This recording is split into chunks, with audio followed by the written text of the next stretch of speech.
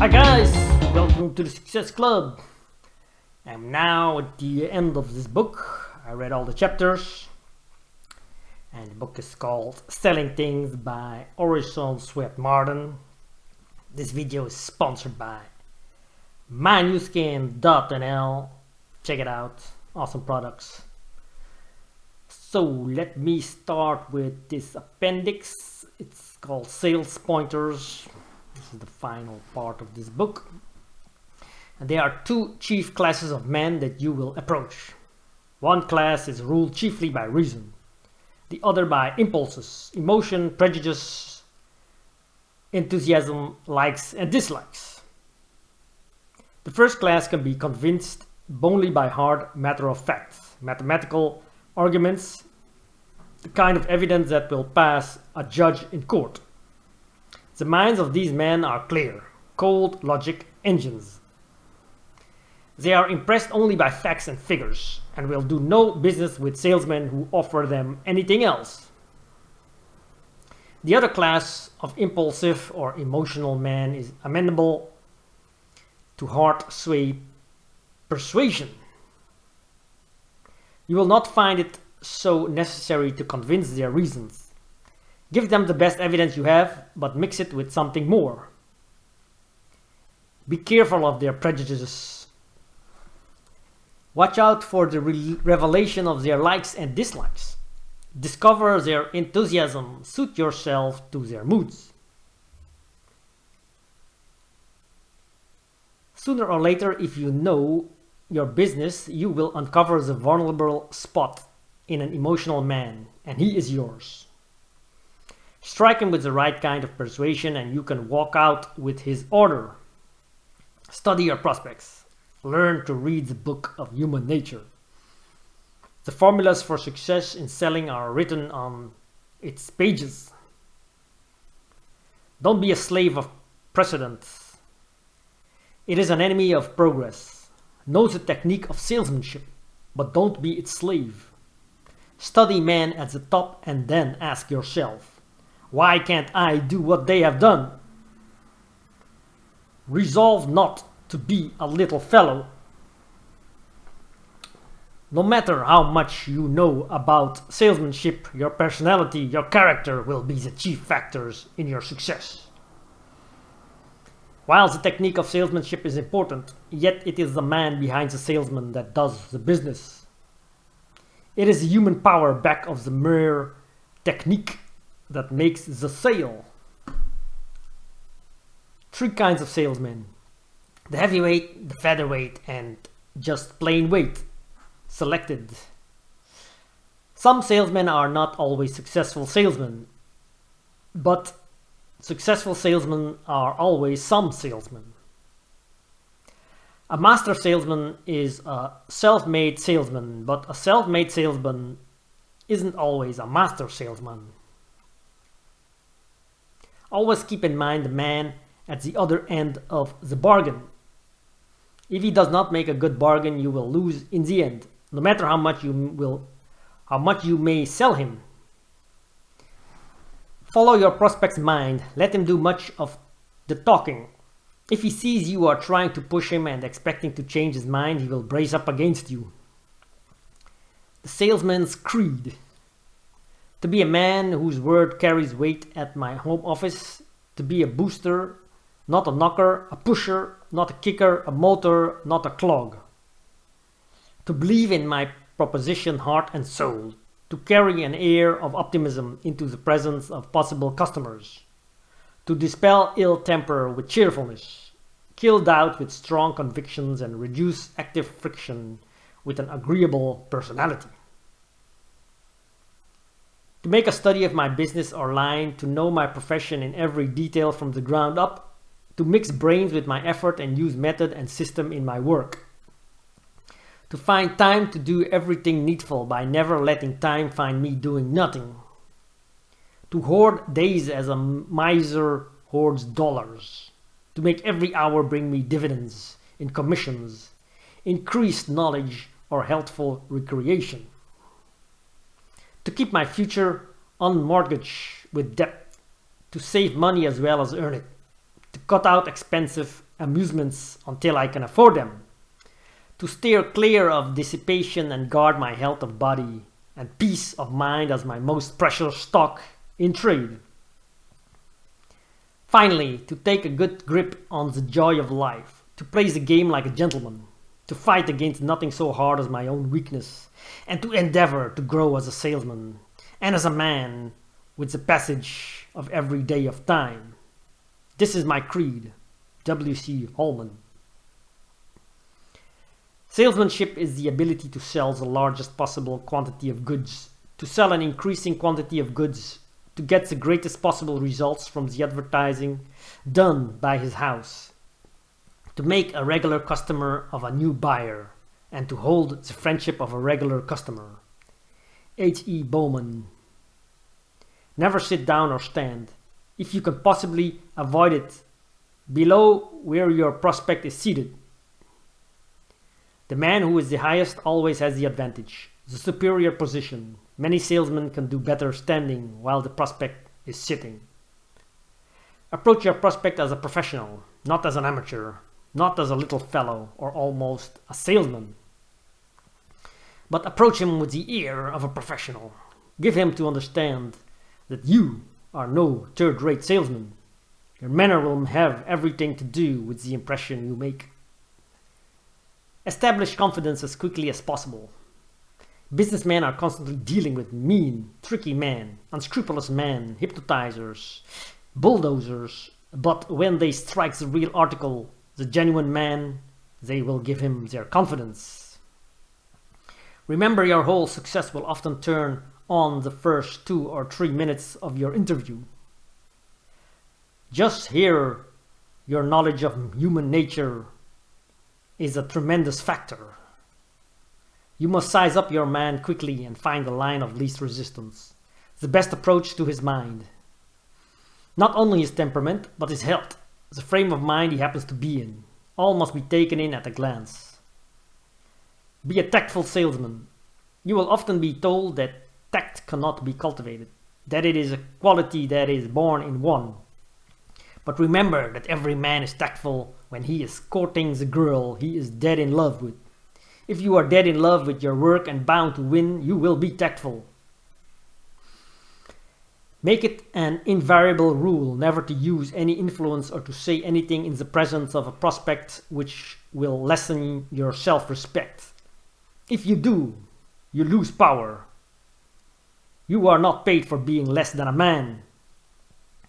A real salesman sells goods. Fakers sell customers. Don't be a mere order taker. Be a salesman. Another salesman's creed.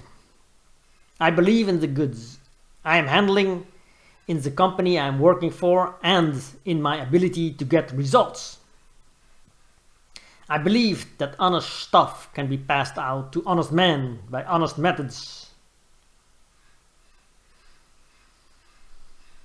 I believe in working, not weeping, in boosting, not knocking, and in the pleasure of my job. I believe that a man gets what he goes after, that one deed done today is worth 2 deeds tomorrow, and that no man is down and out until he has lost faith in himself. I believe in today and the work I am doing, in tomorrow and the work I hope to do, and in the sure reward which the future holds. I believe in courtesy, in kindness, in generosity, in good cheer, in friendship, and in honest competition.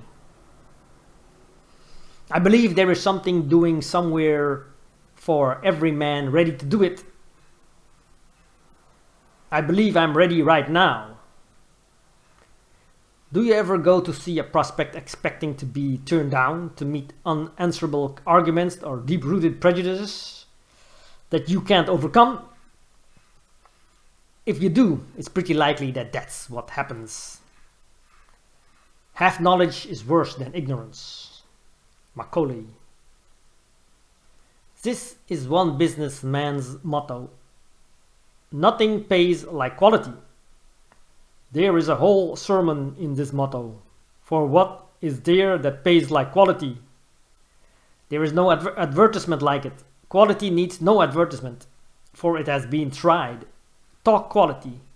A high-class salesman tries to convert his prospect from a lower to a higher grade, for there is not only greater satisfaction but also larger profit, both for seller and buyer in the high-grade article. Did you ever realize that when you are working for another, you are really selling yourself to him? That your ability, your education, your personality, your influence, your atmosphere, everything about you is sold for a price? Every time you sell goods, you are selling part of yourself, your character, your reputation, what you stand for. It is all included in the sale. Progress depends upon what we are, rather than upon what we may encounter. One man is stopped by a sapling lying across the road. Another passing that way picks up the hindrance and converts it into a help in crossing the brook just ahead. Trumbull. Fate does not fling her great prizes to the idle, the indifferent, but to the determined, the enthusiastic, the man who is bound to win. How true it is, as someone says, that true salesmanship consists in selling goods that don't come back to people who do. This is the whole story.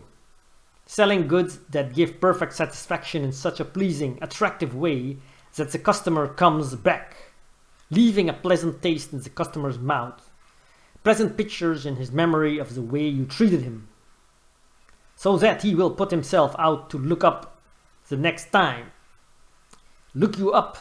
time. This is the salesmanship which everyone can cultivate. One doesn't need to be a born salesman to do this. Everyone can treat a customer kindly, pleasantly, with a cheerful, helpful manner, in an accommodating spirit. The best part of salesmanship can be acquired. Winning back a customer who had quit buying off your house because you have offended him or because he thinks the house did not treat him right is a tough proposition. It is not every salesman who can successfully tackle such a job as this. It takes great tact and a lot of diplomacy, and yet a diplomacy that does not show itself. The art of arts is to conceal art. A great diplomat leaves no visible trace of his diplomacy. It will pay to acquire the art of the diplomats. It will pay better to avoid offending customers. We broke all output records today. This was the message Andrew Carnegie's superintendent sent him one day. Why not do it every day? Wired back the Ironmaster. Why not beat your sales record every day? You don't know what you can do until you try. The salesman that tries to sell without using his upper story has a lot of good loft space unoccupied. To be a conqueror in appearance, in one's bearing, is the first step toward success. Walk, talk, and act as though you were a somebody. Let victory speak from your face and express itself in your manner. Every dishonest trick, every deception, every unfair transaction is a boomerang which comes back to hit the thrower. You should make your prospect feel that you are a real friend, that you are something more than an ordinary seller of merchandise, that you are trying to be of real service to him, and that you would not take the slightest advantage of him in any way. A man's friendship should be worth a great deal to you, whether you get the particular order you are off after or not. The selling sense is to the salesman what the nose for news is to the journalist. No knowledge, however profound, of mere technical salesmanship will make a salesman of you if you lack selling sense, into which many factors enter, such as tact, spirit of kindliness, good fellowship, good judgment, level-headedness, horse sense, initiative, courage. Like the good things you eat, a superb quality leaves a good taste in the mouth. The article that is a little better than others of the same kind, the article that is best, even though the price is higher, carries in its first sale the possibilities of many sales because it makes a satisfied customer. And only a satisfied customer will come again. Staying power is the final test of ability. The real caliber of a man is measured by the amount of opposition that it would take to down him. The world measures a man largely by his breaking down point. Where does he give up? How much punishment can he stand? How long can he take his medicine without running up the white flag? How much resisting power is there in him? What does the man do after he has been knocked down? This is the test. Where is your giving up point, your breaking point, your turning back point? This will determine everything in your career. If you represent a large house, make a careful study of the top-notchers and crackerjack salesmen in your firm. Study their history, their methods. Get at the secret of their great success and their big salaries. The study of men above you will whet your ambition, will sharpen your perceptions, and will make you more ambitious, more determined to win out. And this will enable you to make an impression of progressiveness upon your firm. They will see that you are growing, that you are reaching out, that you have no idea of getting into a rut or becoming petrified in your methods. Thomas Brackett Reed, the famous Speaker of the House of Representatives, for many years used to say that one half of the battle in Congress is to get the Speaker's eye. Get your prospect's eye first of all, and then you will not only get his attention, but you will interest and hold him. No other feature has such power to command and hold as the eye. It is said that the moment a wild beast tamer shows the slightest signs of fear when he enters a cage of wild animals, his game is up. They will leap upon him and kill him. The animals watch the trainer's eye, and they can very quickly tell when he has lost his courage or shows the slightest sign of fear. Remember that suggestion is the soul of salesmanship. The first thing you should do when you go into a prospect's office is to suggest harmony, goodwill. Antidote all possible antagonism, kill prejudice. A pleasing personality is all suggestion. Suggestion is the soul of advertising, and to sell you must advertise. A salesman must be his own advertisement. Just keep on, keeping on. If the day looks kinder gloomy and your chances kinder slim, if the situation's puzzling and the prospects awful grim and the prospects keeping pressing till all hope is nearly gone, just bristle up and grit your teeth and grit your teeth and keep on, keeping on. Famine never wins a fight, and fretting never pays. There ain't no use in brooding. In these pessimistic ways, smile just kinder cheerfully when hope is nearly gone, and bristle up and grit your teeth and keep on, keeping on. There ain't no use of growling and grumbling all the time when music's ringing everywhere and everything's a rhyme. Just keep on smiling cheerfully if hope is nearly gone, and bristle up and grit your teeth and keep on, keeping on. All salesmen may take to themselves the following advice on promises printed by Gimbel Brothers for the benefit of all employees of their New York store. Make no promises which you cannot fulfill. Every individual connected with this establishment is hereby instructed not to make promises which cannot be absolutely satisfied. You must fulfill at all costs those promises you do make in behalf of this business. He who is content to rest upon his laurels will soon have laurels resting upon him. A sore clerk will turn the sweetest customer. A real salesman is 1 part talk and 9 parts judgment. and he uses the 9 parts of judgment to tell when to use the 1 part of talk. Whenever you say good morning, good afternoon, or good evening, let your words be not only cheerful but sincere. The only was to be genuinely sincere is through cultivating a genuinely friendly disposition. It is hard to fake sincerity. Many salesmen think they can, but they only fool themselves. Learn to love mankind as a whole, and you will then be able to be genuinely sincere with each unit in humanity. Never explain the nature of your business on the doorstep, that is, before you are advantageously placed in the presence of your prospects. Expect to get in, and you will. These are the words of an expert in salesmanship. Every expert realizes how full of truth they are.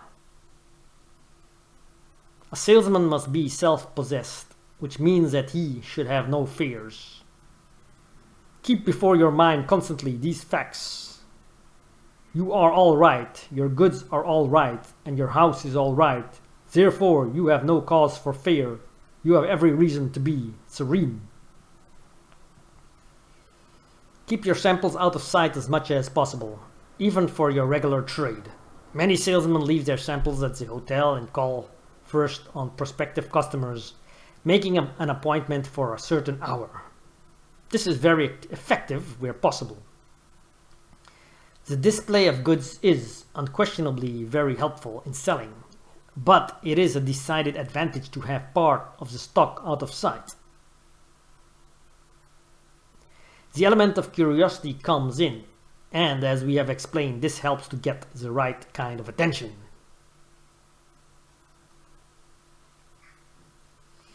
Carrying a cigar or cigarette, even though freshly lighted, usually detracts from a man's appearance. A toothpick in evidence is always very bad taste, and often it has been fatal to sales. Newspapers stuck into pockets or carried in one's hand suggest that a man is not all there, that he is thinking more of the topics of the day than of his business. They are evidence of lack of concentration, and more often than the salesman may think, he handicaps himself by having these in sight. Jake Dober, the well-known authority in baseball, has concluded an article on his specialty with these strong words of advice. Always know ahead of time what you must do with the ball after you get it. To a salesman, I would say, think out all possible difficulties that may arise during the progress of a prospective sale. Be prepared for every emergency. Cultivate patience, calmness, and celerity, for they give a powerful advantage to their possessor. Seizing the psychological moment is of great importance. Admiral Dewey seized it very effectively when he gave the command, "You may fire when you are ready, Gridley." A salesman can win by firing at the right moment. He can likewise and should stop firing and close the deal at the right moment.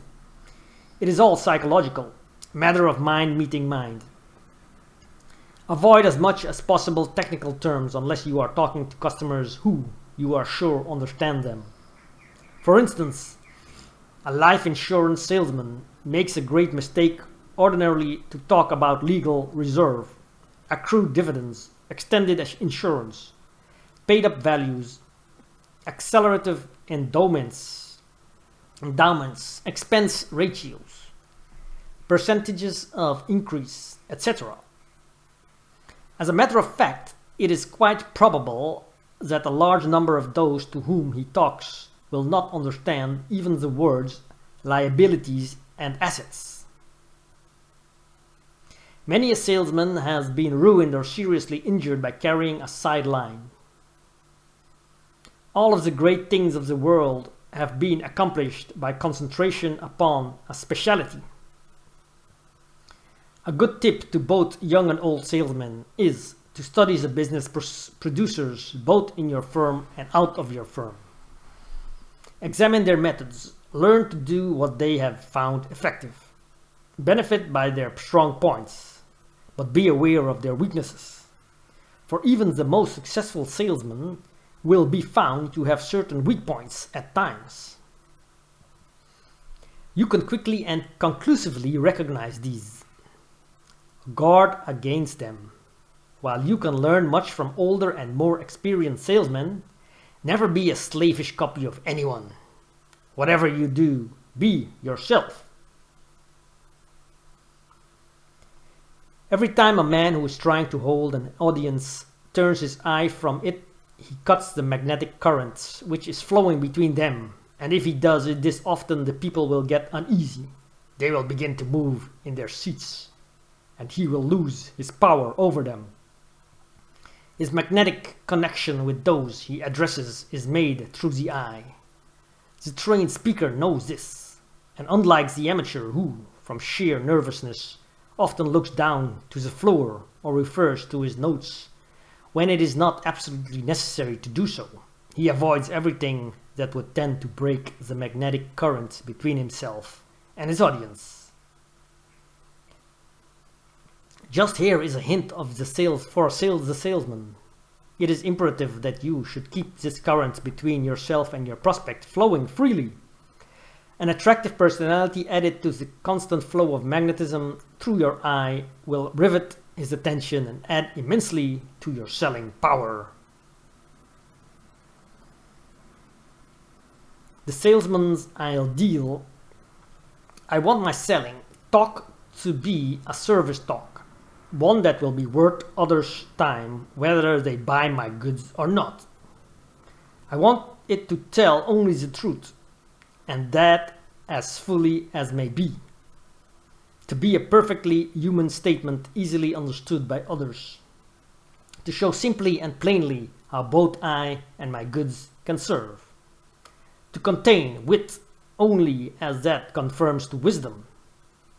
To be presented in full view of the fact that every man's time is his property, only to be secured by honest methods. To result from personal self-persuasion as I would wish to persuade others. To prove of such real value to patrons that my goods shall be always to the fore rather than myself. To so demonstrate the merits of my goods and service that others will crave them when in need of either. This is my ideal. Why this salesman did not succeed? He was too anxious. He could not read human nature. He did not know how to approach his prospect. There was not a real man back of the solicitor. He scattered too much, could not concentrate his talk. He knew enough but could not tell it in an interesting way. He tired the prospect out before he got down to business and could not see when he was boring him. He went to his prospective customer in the spirit of I will try instead of I will. He could not take a rebuff good-naturedly. He ran down his competitor and disgusted his prospect. He did not believe he could get an order when he went for it. He tried to make circulars and letters to do the work of a personal canvas. He unloaded cheap lines and off-style goods on the one customer and then bragged about it to the next. He did not thoroughly believe in the thing he was trying to sell, and of course could not convince others. He was too easily discouraged. If he did not secure orders from the first man he solicited, he lost heart and gave up. He did not concentrate on one line. He carried sidelines. He thought if he could not sell one thing, he could another. He did not have enough reserve argument to overcome objections. He lacked resourcefulness. He had to spend most of his time trying to overcome a bad first impression. He gave the impression that he was a beggar instead of the representative of a reliable house. He did not look out for the man at the other end of the bargain. He over-canvassed He said so many good things about the article he was selling that the prospect did not believe they were true. He was polite only while he thought he was going to get an order, but when turned down, got mad and said disagreeable, cutting things. He lacked tact or the power of adaptability. He always used the same line of argument, no matter what the man's position, degree of intelligence, temperament or mood might be. He did not have a proper appreciation of the dignity of his work. He thought people would look upon him as a peddler. He did not like the business. His heart was not in it, and he intended working at it only until he could get a better job. He never liked to mix with people and therefore was not popular. He did not organize himself, could not work to a plan, had no program. He introduced politics and his fads in business. He didn't realize that every sale is an advertisement for or against the house. He was always gloomy and despondent. He carried his samples in a hearse. He did not believe it paid to be accommodating. Why the salesman succeeded? He thoroughly believed in the things he was trying to sell. He was tactful and knew how to approach people. He did not waste the customer's time but was quick to the point. He concentrated on what he was selling. He was reliable and gave one the impression that he stood for good merchandise. He approached a customer with the conviction that he would win his order, and he usually did. He worked hard. He was always looking out for the man at the other end of the bargain. He stopped when he had convinced his prospect and did not raise doubts by boring him. The end. This was the end. Thank you for watching. Art of Selling Things, or The Selling Things by Orison Swett Martin. Great book. Check out the other videos, and of course, sponsor of this video, mynewskin.nl. Check out it. Great website and awesome affiliate program. I hope you join my team. That will be great. Thank you for watching, and I'll see you in the next video.